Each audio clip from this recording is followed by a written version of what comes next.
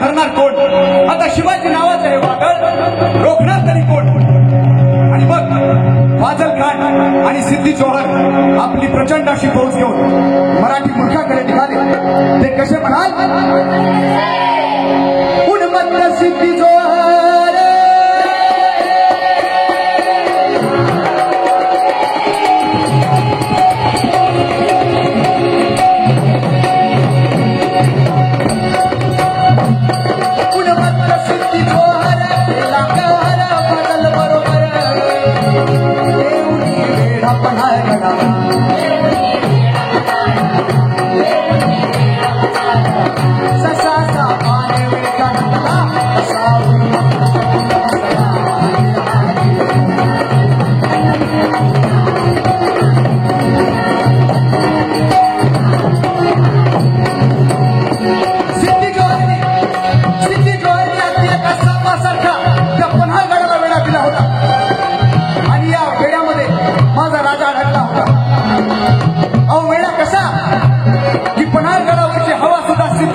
विचारून खालती वरती जायची. आणि अशा वेळामध्ये माझा राजा अडकलाय.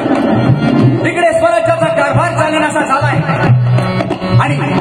आणि आता मात्र काय करावं महाराजांना काही कळेना. आणि मग काही सुचणार शोभाला हो सिद्धी घातला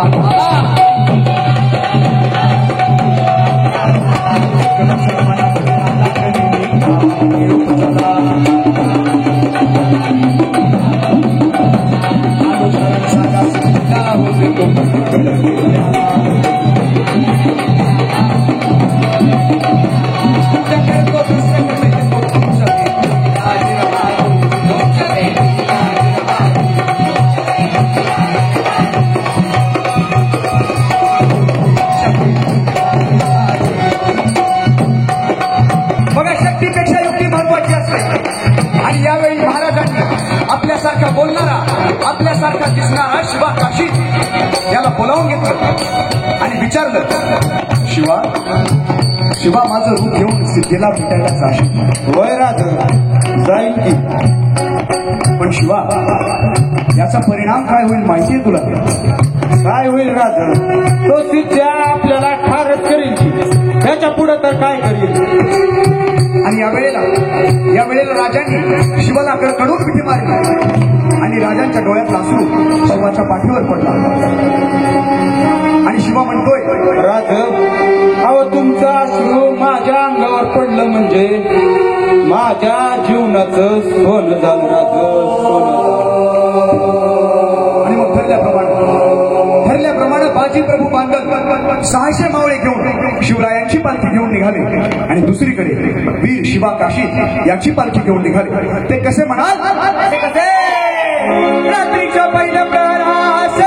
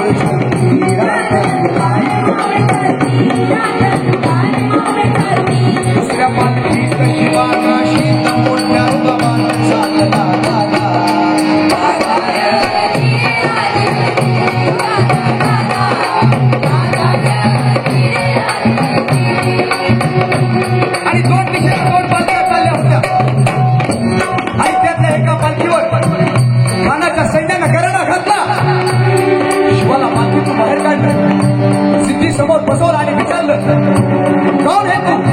आणि शिवा म्हणाला, अरे हे हाय शिवाजी राजे भोसले. आणि तो बातमी आली, हुजूर शिवाजी तो भाग गया, हुजूर शिवाजी तो भाग गया. आणि मग कळालं सिद्धीने तलवार काढली, शिवावर रोखली आणि विचारलं, सच पता वरना मारा जाएगा.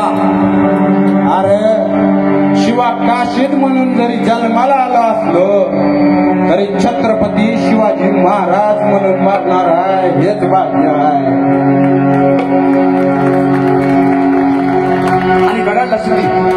युतीची तलवार चालली आणि शिवा संपला.